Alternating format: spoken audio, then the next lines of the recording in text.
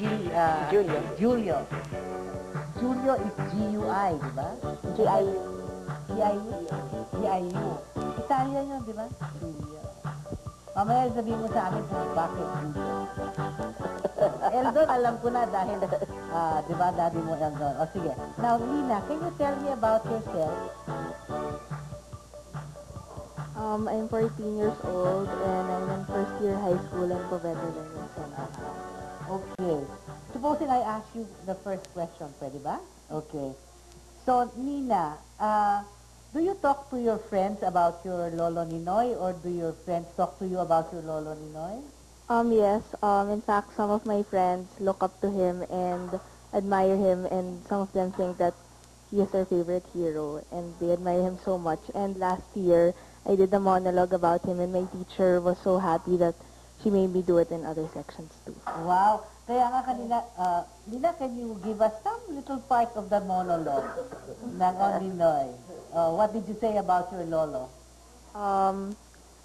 For that he works for the country and that for the youth now that they will continue to take care of the country. Wow, galing ko naman mama, no? O, sige. Nina, so thank you, ha? O, si Miguel. Okay. Miguel, what do you think is the greatest gift that your Lolo gave to you, the country, and the youngsters now? Well, in my opinion, I gave sa country probably gave up his life in order to restore the freedom, and for me naman he left me a name that I can be proud of, and also if it weren't for him, I wouldn't have my mom now. Wow!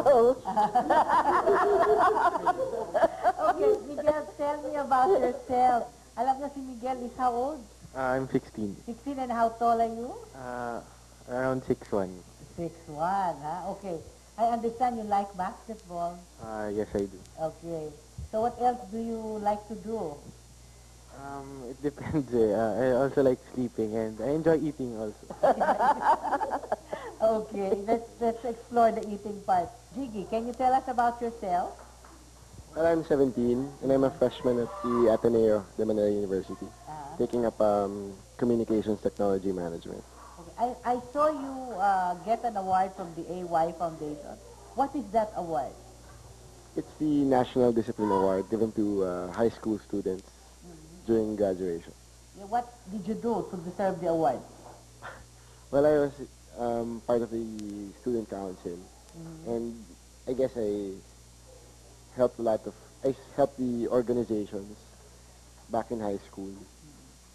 And I used to stay over during, they call it cluster nights, and I spearheaded over the nights, taking care of the other students.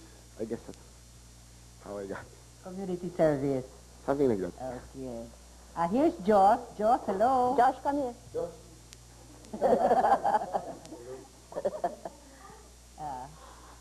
Oh, you want to sit here, Josh? Okay. Okay, Jiggy, what do you think you got from your Lolo? Well, first of all, people say that I got his looks. The ears to give away. And since my Lola's ears are kind of mini Dumbo ears, and my ears also fly, so... They fly away. Totoo ho ba yun, Lola? At saka maliit na ears. And there's this picture in the Yakina Center when he was in Korea, also 17, my age now. And people say, we look alike. Talaga. Would you like to be in politics also? Not at the moment. Okay. So, si Bunso ni Eldon and Balsi. Okay. Oh, so, did you find out what is... I guess they called me Julio po kasi Cruz is such a common name and my parents wanted something different and colorful. So, they chose Julio na yan. Italian, ano? Yes. Italian. So, tell me about yourself, John. I'm currently in first year high school in the Ateneo de Manila. And I like playing basketball. Also. So, pwede meron na kayong team with Josh and then si Kiko. Ang wala ko dito sa ngayon ay si Kiko at saka si Gia D. Anak ni Dodo at saka ni Jiel D. At saka yung kanina, kung nakita nyo, si Joshua yun, anak ni Chris, pero maya-maya siguro darating na siya dito. So, ma'am, what do you tell your grandchildren about their Lolo Ninoy? What do you want them to live by or remember him by? Well, first of all, I want them to be proud of the fact that Ninoy was their lolo, and also look at him as a role model in serving the people. That, in a sense, they have a very real responsibility to continue what Ninoy did. So I hope they will be very proud that they are Filipinos, and they will do their best to make the Philippines proud of them. Do you find that the youth today have forgotten Ninoy or have to be reminded who their lolo was? Maybe you should ask them. Nakalimutan na ba ng mga kabataan ngayon si Ninoy? What do you think, Nina? I don't think so. I think they idolize him and they look at him as a role model. These are among your friends, no? In Poveda. So, what about your Lola? Do they know your Lola? Yes. And they also admire her. Now, what do they admire about your Lola more? For being a great leader and for being so courageous and strong. Okay, ma'am. Ikaw, John T. What do your friends say about your Lolo? Do they know your Lolo? Yes. Uh-huh. They really look up to him, and they think that he's really a great role model for the youth right now. Because he's very determined in what he wants to do, and he's Christ-centered. They know that he's very Christ-centered, no? Do they see him a lot in the 500 peso bill, no? Yes. Okay.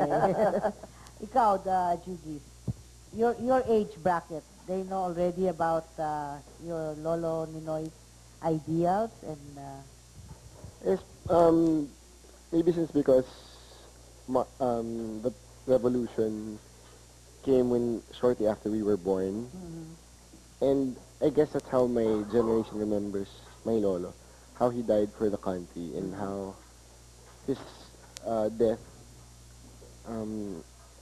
woke the Filipino people in the EDSA revolution. I guess that's how my generation remembers. Okay. Your Lola, how do you want your Lola remembered?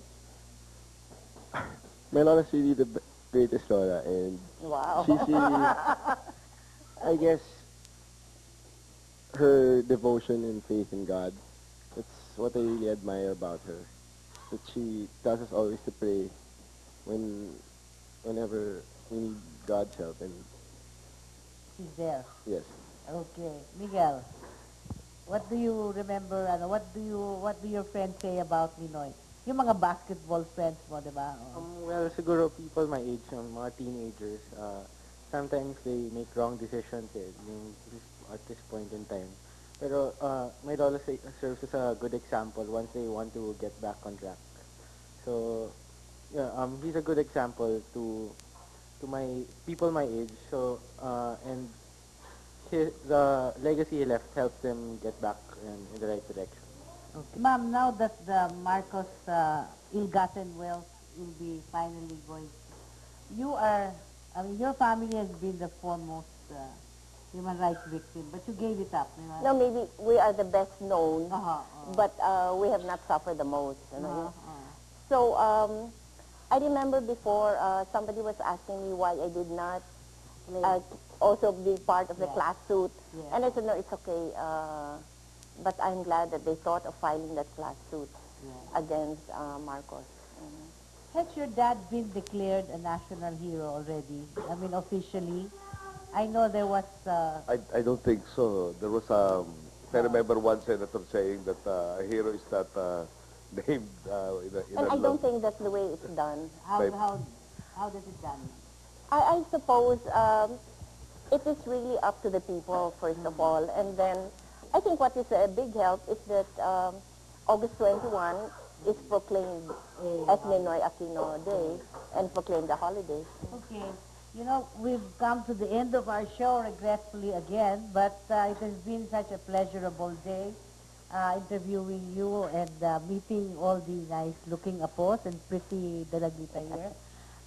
Maybe we can leave with a parting message from you, ma'am, on the 20th anniversary of the... So, well, thank you very much, Didi, for this opportunity. And on the 20th death anniversary of Ninoy, I have launched the People Power People Movement, and this is meant to let the Filipino people know that there are so many good Filipinos among us who continue to do their share in uplifting the lives of our people, especially the underprivileged ones.